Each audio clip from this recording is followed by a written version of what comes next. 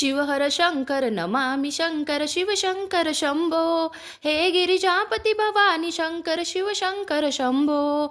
श्री स्वामी समर्थ. तर बघा, लवकरच नंदी पक्ष सुरू होत आहे. आता नंदी पक्ष म्हणजे काय, तर महाशिवरात्रीचे 7 दिवसांचा आधीचा कालावधी आणि महाशिवरात्रीच्या 7 दिवस नंतरचा कालावधी, असे जे काही 15 दिवस होतात तर त्याला आपण नंदी पक्ष म्हणतो. आता ह्या नंदी पक्षामध्ये जे काही शिवतत्व आहे तर ते ह्या भूतलावर खूप मोठ्या प्रमाणावर जागरूक असतं. त्याच्यामुळे आपल्याला ह्या 15 दिवसांमध्ये भगवान शंकर यांची सेवा आणि उपासना ही आपल्याला करायचीच आहे. आणि भगवान शंकर यांना आपण सांब सदाशिव म्हणतो. सांब सदाशिव म्हणजे काय, की तुमच्या अगदी छोट्याशा सेवेने सुद्धा महादेव हे प्रसन्न होतात. आणि बघा की सध्याच्या काळामध्ये याची प्रचिती तर खूप येत आहे.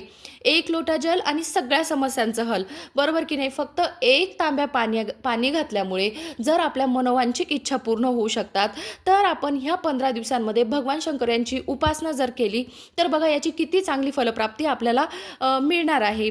तर अशाच प्रकारे ह्या 15 दिवसामध्ये आपल्याला शिवपंचाक्षरी जे काही स्तोत्र आहे तर ते आपल्याला म्हणायचं आहे. ते खूप जास्त महत्त्वाचं आहे. आता ही सेवा जर तुमची काही मनोवांछित इच्छा असेल, काहीही असू द्या, तुमचं आजारपण असू द्या, संतान प्राप्ती म्हणजे तुमची कोणतीही इच्छा असू द्या, ती जर तुम्हाला पूर्ण व्हावी असं वाटत असेल तर संकल्पयुक्त आपल्याला ही सेवा करायची आहे. आणि आता समजा आता तुम्हाला हे उशिरा कळालं, तुमच्याकडे फक्त 10 दिवस असेल, 8 दिवस असेल, तर तुम्ही तेवढ्या दिवसांमध्ये सेवा केली तरी देखील चालणार आहे.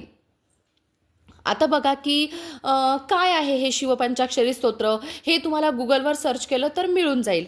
हे बघा, नागेंद्रहाराय त्रिलोचनाय भस्मांगरागाय महेश्वराय नित्याय शुद्धाय दिगंबराय तस्मै नकाराय नमः शिवाय.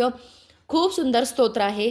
हे स्तोत्र आपल्याला 11 वेळेस म्हणायचं आहे खरं तर, पण आता वेळेअभावी शक्य नसेल तर तुम्ही 5 वेळेस म्हणा, किमान 3 वेळेस तरी आपल्याला हे स्तोत्र म्हणायचंच आहे. आणि मी तुम्हाला 100% गॅरंटी देते की पहिल्या दिवशी जर तुम्ही हे स्तोत्र 1 वेळेस म्हटलं ना, दुसऱ्या दिवशी तुम्ही याच्या संख्येमध्ये 100% वाढ कराल. आणि खूप प्रभावी ही सेवा आहे. तर आपल्याला आवर्जून ही सेवा करायचीच आहे. श्री स्वामी समर्थ.